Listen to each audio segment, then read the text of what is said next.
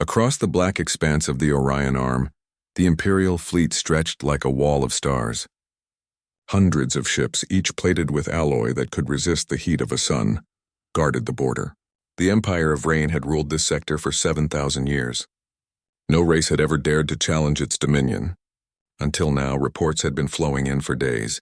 A single human warship had entered Imperial space. Not a fleet, not an invasion force, just one vessel.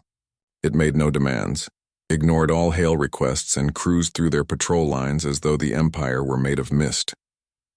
The commanders laughed at first. One ship was no threat to an empire. But when the first patrol disappeared without a trace, laughter turned to quiet unease. The ship appeared again near the outpost of Verdun. It came from the void without jump flashes, without energy spikes. It simply emerged as if reality had folded and spat it out. Imperial sensors could not detect its core. Its hull reflected no signal, absorbed no signal. It was as if the ship was made of shadow-given form. Admiral Tereth, who commanded the 5th Defensive Ring, stood on the bridge of his flagship and stared at the holographic display. A single dot glowed crimson on the map, advancing slowly toward the Imperial sector. He ordered a formation intercept. 30 cruisers, 12 destroyers, and 2 dreadnoughts. The fleet moved like a tide of fire. When the human warship appeared before them, it dwarfed even the dreadnoughts. It was long and dark, its surface rippling with strange geometric patterns. It bore no insignia, no signal, no sound. The admiral's voice shook slightly as he gave the command. "Open all channels." Silence answered.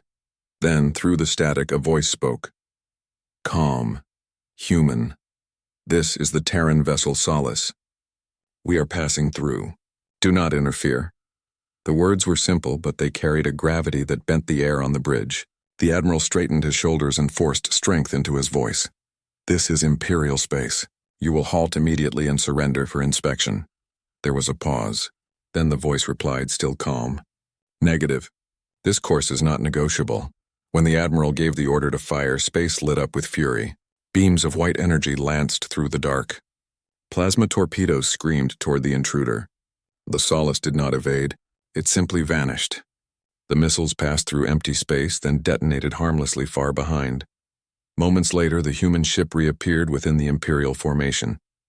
Its weapons fired once. The shockwave rippled across every ship. Shields collapsed.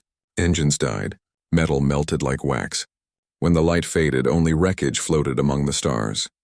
The admiral's flagship drifted in silence. His crew stared at the display, their faces pale. The Solace hovered motionless before them.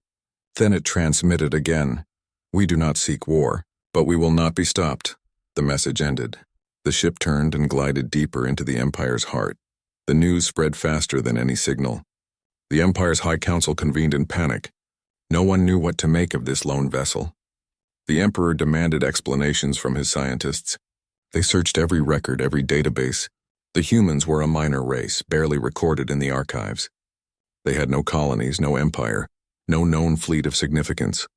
They were supposed to be weak, barely spacefaring, yet one of their ships had erased a fleet in seconds. The council debated whether to retaliate. Some called for immediate mobilization. Others whispered that the ship's existence defied the laws of known science.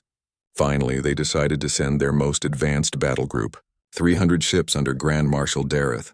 The fleet gathered near the Star of Avelion. When the Solace appeared again, the Marshal addressed it directly. "You will halt. You have entered restricted Imperial territory. If you continue, you will be destroyed." The human voice returned, calm as before.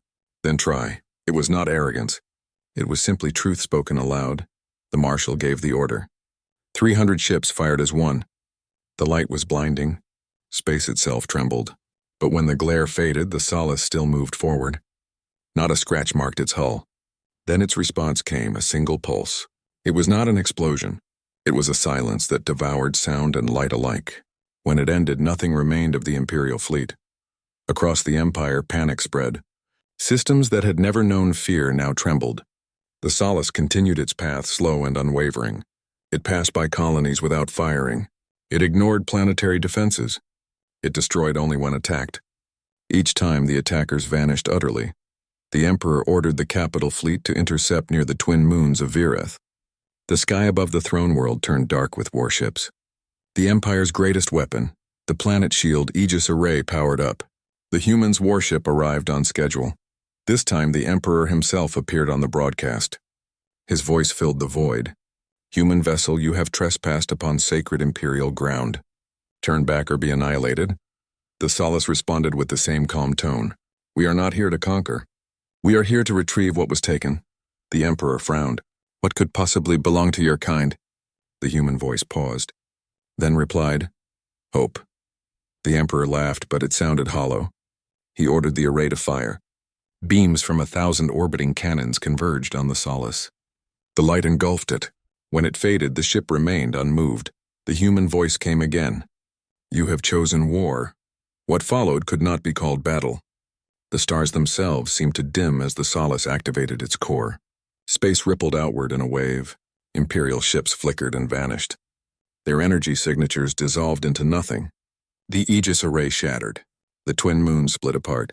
The Emperor's voice cut off mid-command. When silence returned, the Solace hovered above the ruins. It did not fire again. It simply drifted forward, then turned toward the outer rim. Within hours it was gone. The Empire's historians later tried to describe what had happened. They called it the Day of Unmaking.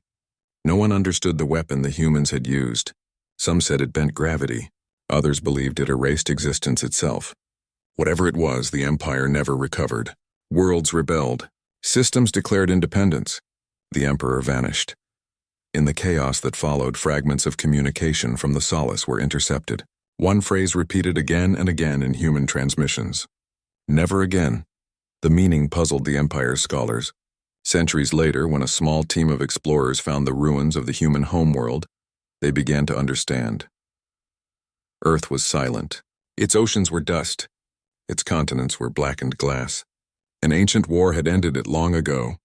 Humanity had survived only in scattered colonies hiding among the stars. The Solace had been born from that loss, a weapon forged not for conquest but for remembrance. It was said the ship carried within it the memories of all those lost on Earth. Their voices formed its core. Their grief powered its engines. Its mission was simple: to prevent another tragedy no matter the cost. When the Solace crossed the Empire's border, it had not come to destroy.